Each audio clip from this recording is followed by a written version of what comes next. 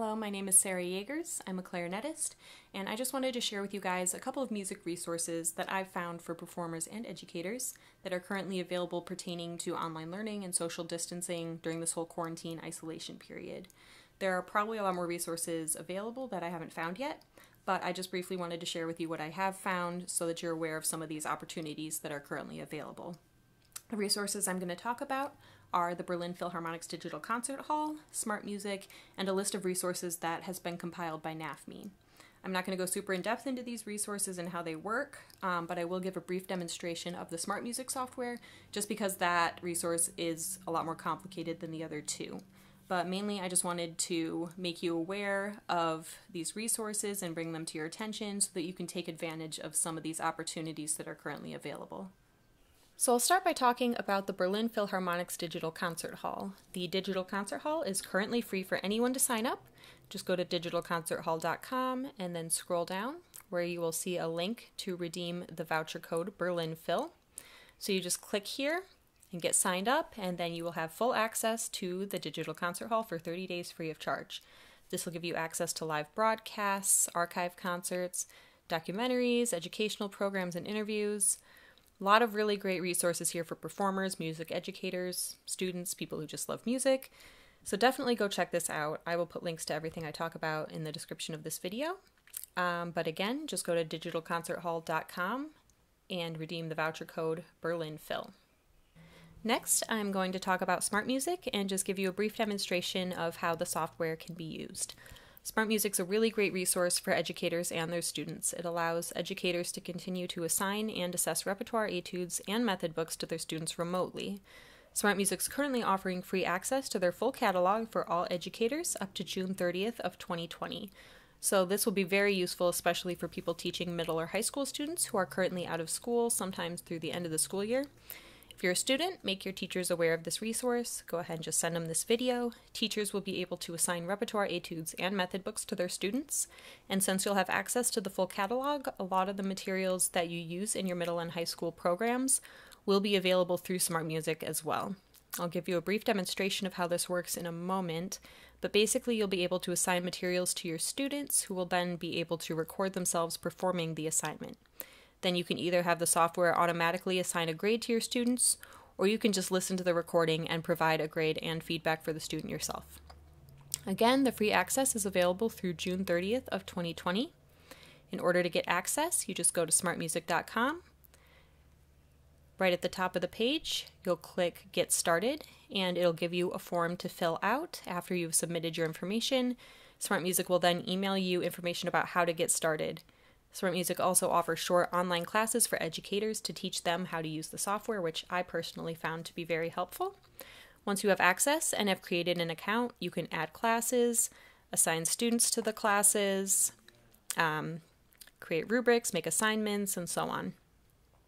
So now I will show you what students will see when they log into their account and go to Assignments Due.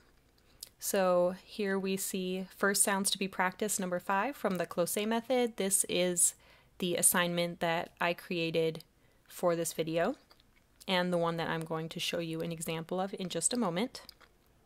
So to begin the assignment, I'll just go to this page, and next to the assignment that I need to complete, I will click Start.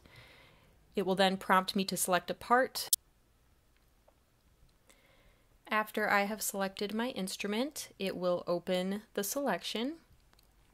So here you can see the assignment that I've made. I didn't need the students to complete the entire exercise for the assignment, so the part that is highlighted, this first line, is all that they're going to need to play. In order to record for the assignment, I will just click on this red circle. The software will give me a count off, and then I will play the assigned music. So here is a quick example of what that will look like on the computer as I play the assignment. I'm going to throw in a couple of mistakes so the software can pick up on those and I can show you what that looks like.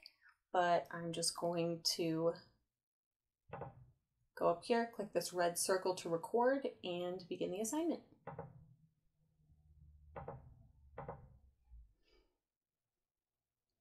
Test my microphone first.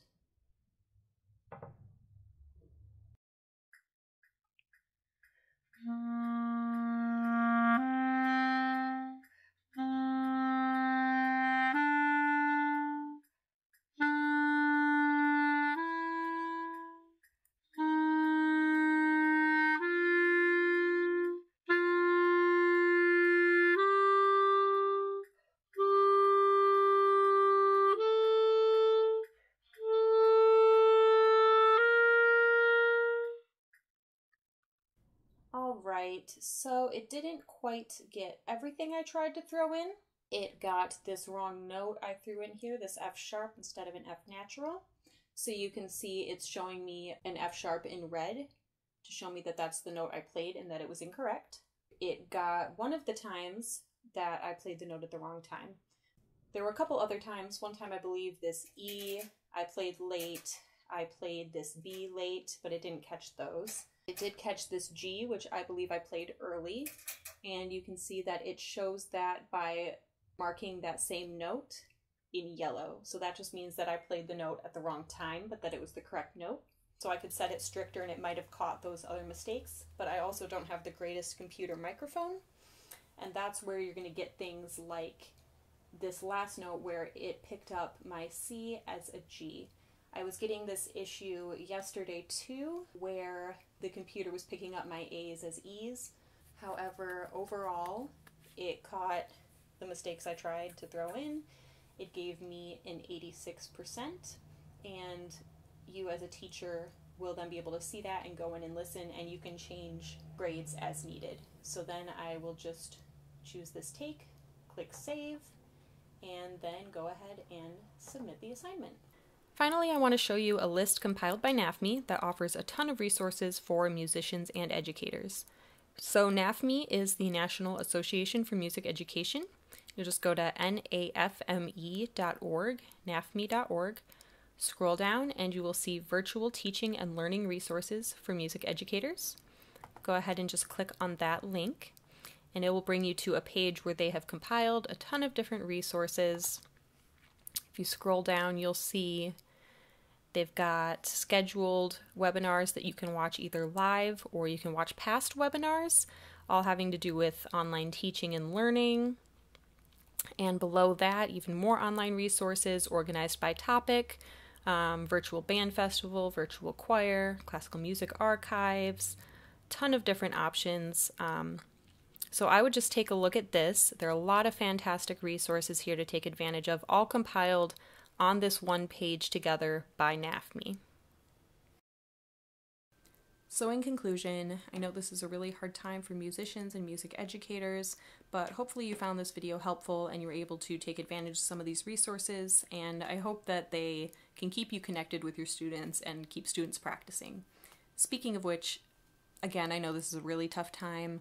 A lot of people are out of work, a lot of people are trying to teach and work remotely, but one positive thing we can keep in mind is at least we have a lot more practice time right now, so that's good. But again, I really hope you found this video helpful and you're able to take advantage of a lot of these opportunities and use these resources. Thank you so much for watching my video, and good luck and happy practicing!